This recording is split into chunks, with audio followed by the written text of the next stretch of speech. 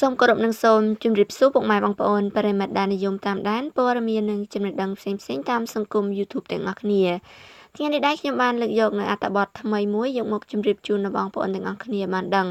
ចាមានចំណងជើងថាចិញ្ចើមក្រាស់ស្អាតល្អមិនចាំបាច់ហត់គូសឬអស់លុយប៉ាក់ផ្លុំដោយចាប់វិធីសាស្ត្រធម្មជាតិងាយៗ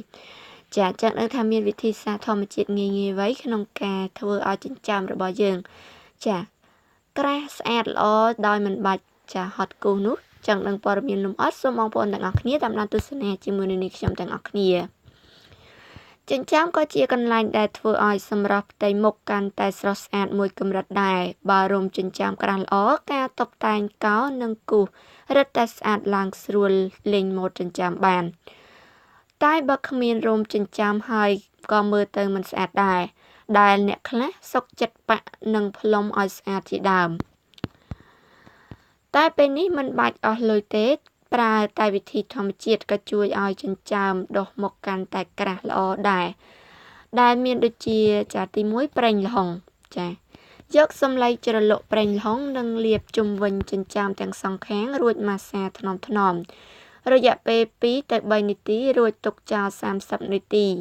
ឬទុកពេញមួយយប់ក៏បានជាចុងក្រោយលាងចេញជាមួយនឹងទឹកក្តៅឧណ្ហៗជាការស្រេចអនុវត្តវិធីនេះជារៀងរាល់ថ្ងៃរយៈពេល2ទៅ3សប្តាហ៍នឹងទទួលបានលទ្ធផលទី2ប្រេងដូងចាក់ប្រេងដូងក្តៅឧណ្ហៗ2ទៅ3ដំណក់លើម្រាមដៃរួចលាបចិញ្ចើមម៉ាស្សាថ្នមៗរយៈពេល2ទៅ3នាទីបន្ទាប់មកទុកត្រូវទុកពេញមួយយប់ចាំពេលព្រឹកអ្នកលាងវាចេញជាការស្រេចទី3ប្រេងអូលីវលាបប្រេងអូលីវក្តៅឧណ្ហៗលើចិញ្ចើមរួចម៉ាស្សាថ្នមៗរយៈពេល5នាទីមុនចូលគេងហើយទុកវាចោលពេញមួយយប់ព្រឹកឡើងចាំលាងចេញជាមួយនឹងទឹកក្តៅឧណ្ហៗវិធីមួយទៀតនោះគឺលាយប្រេងដូងចាសំដៅលាយប្រេងអូលីវកន្លះស្លាបព្រាកាហ្វេជាមួយនឹងទឹកឃ្មុំ2ទៅ3ដំណក់បន្ទាប់មកលាបលើចិញ្ចើមនិងម៉ាស្សាវាទៅ2-3នាទីទុកវាចោលរយៈពេល30នាទីចាំលាងទឹកក្តៅឧណ្ហៗជាការស្រេច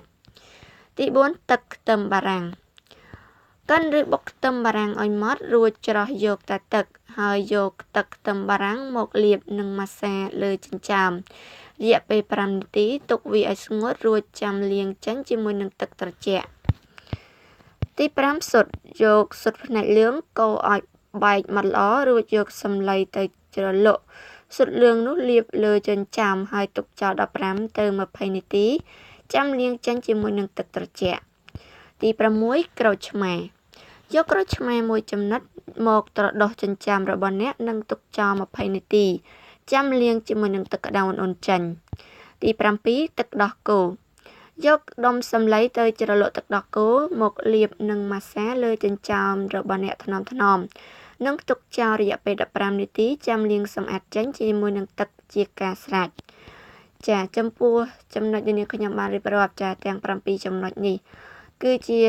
ចាអ្វីដែលយើងយកមកប្រើប្រាស់សម្រាប់ចាលាបនៅលើ